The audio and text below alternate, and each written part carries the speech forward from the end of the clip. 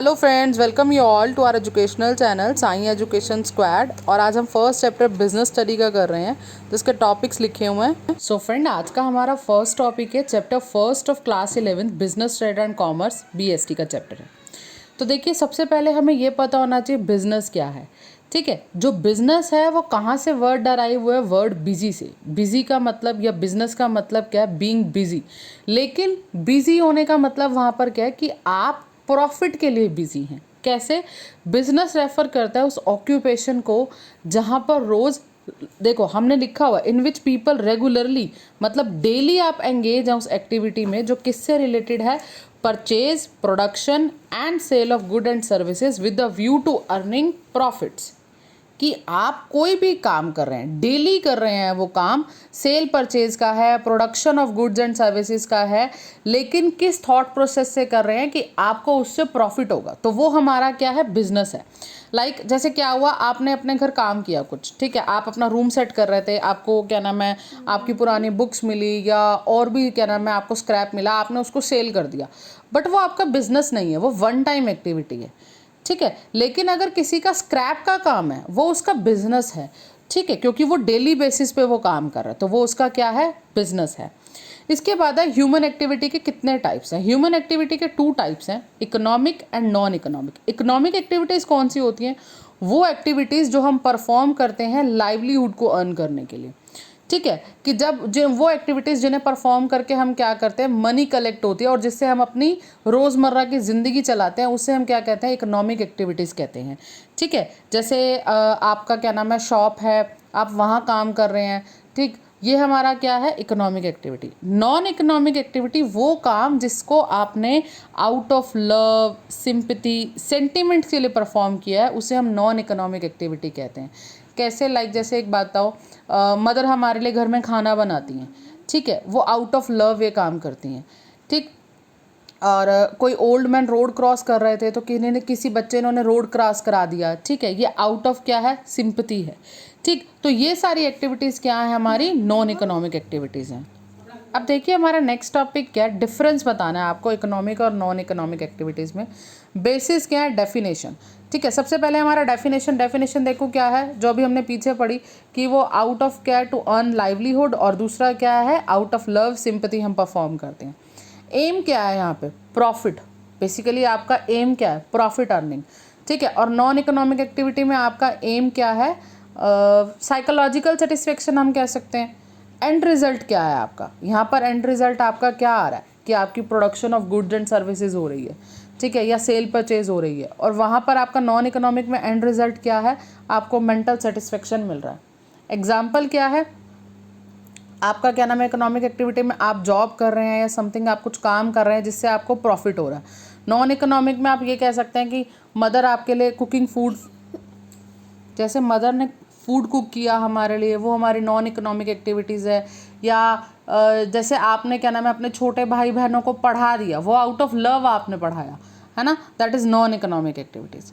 ठीक है, नेक्स्ट है आपका करेक्टरिस्टिक्स ऑफ बिजनेस एक्टिविटीज़, कि बिजनेस एक्टिविटी के करेक्टरिस्टिक्स क्या हैं। सबसे पहला वो एक इकोनॉमिक एक्टिविटी है। इकोनॉमिक एक्टिविटी कैसे? जैसे अभी हमने बताया, कोई भी काम हम कर रहे हैं जिससे हमें प्रॉफिट अर्न हो रहा है, या हम वो अपने लाइवलीहुड के लिए अर्न कर रहे हैं, ठीक है, जिससे हमें मनी मिल रही है, ठीक, वो हमारी क्या इकोनॉमिक एक्टिविटी है। प्रोडक्शन और procurement of good and services. Production और प्रोक्योरमेंट मतलब या तो आप मैन्युफैक्चर कर रहे हैं गुड को जिसमें आप डील करते हैं, या आप किसी और से लेकर उसको सेल कर रहे हैं।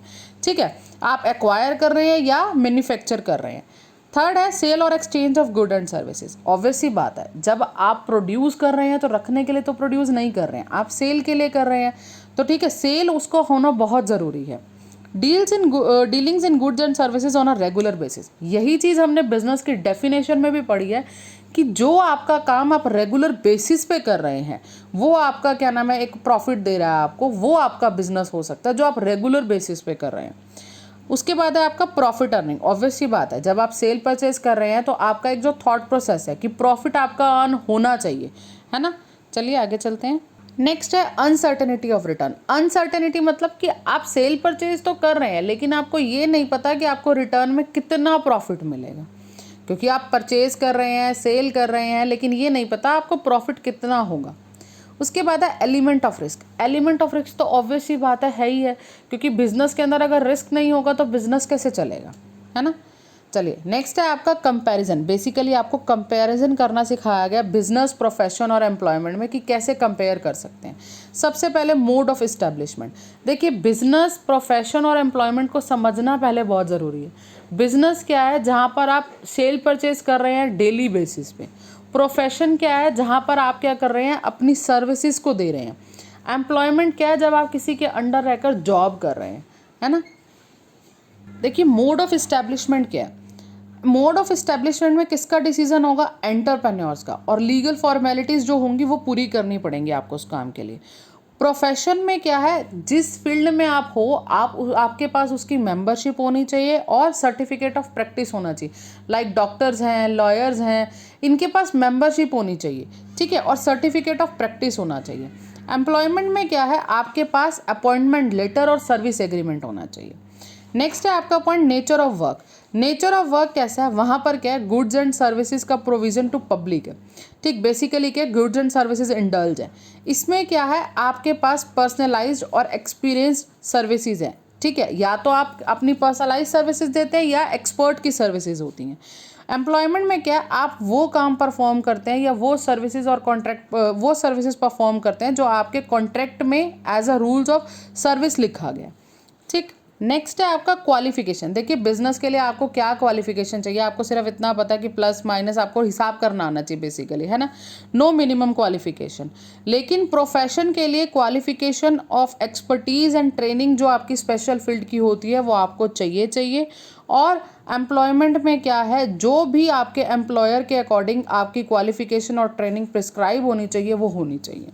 रिटर्न और रिवॉर्ड क्या है, बिजनेस से आपको प्रॉफिट हो रहा है, ठीक है। प्रोफेशन से आपको जैसे लाइक डॉक्टर्स हैं, वो प्रोफेशन है उनका, ठीक है, तो उनको प्रोफेशनल फ़ी मिलती है। और एम्प्लॉयमेंट में क्या होता है, आपको सैलरी या वेजेस मिलती हैं। कैपिटल एज पर नेचर आपके बिजनेस के अकॉर्डिंग आपको कैपिटल चाहिए, और प्रोफेशन में लिमिटेड कैपिटल चाहिए। एम्प्लॉयमेंट में आपको कोई भी कैपिटल नहीं चाहिए। नेक्स्ट है आपका रिस्क। रिस्क कैसा है, देखो बिजनेस में तो आपका रिस्क प्रेजेंट है ही है। अगर बिजनेस में रिस्क नहीं होगा तो बिजनेस ग्रो नहीं करेगा, क्योंकि आप इन्वेस्टमेंट उसी हिसाब से करते हैं। प्रोफेशन में हमारी फ़ी जो होती है वो जनरली रेगुलर होती है, लेकिन कभी कभी रिस्क प्रोफेशन में भी आता है। एम्प्लॉयमेंट में कोई रिस्क नहीं होता। उसके बाद है ट्रांसफ़र ऑफ इंटरेस्ट। देखिए बिजनेस में ट्रांसफ़र ऑफ इंटरेस्ट हो सकता है, क्योंकि वो आपका अपना बिजनेस है, उसमें आप अपना बिजनेस में ट्रांसफ़र ऑफ इंटरेस्ट शो कर सकते हो।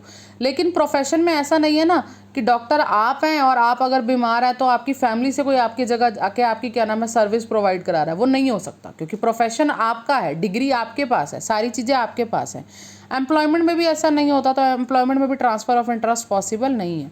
Code of conduct. देखिए कोड ऑफ कंडक्ट प्रिस्क्राइब नहीं होता बिजनेस में, लेकिन प्रोफेशनल कोड ऑफ कंडक्ट होता है प्रोफेशन में। और एम्प्लॉयमेंट में भी कहीं ना कहीं हमारा कोड ऑफ कंडक्ट होता है, जो हमारे हमारे एम्प्लॉयर ने हमें बता रखा होता है, वैसे नॉर्म ऑफ बिहेवियर हमें फॉलो करने पड़ते हैं।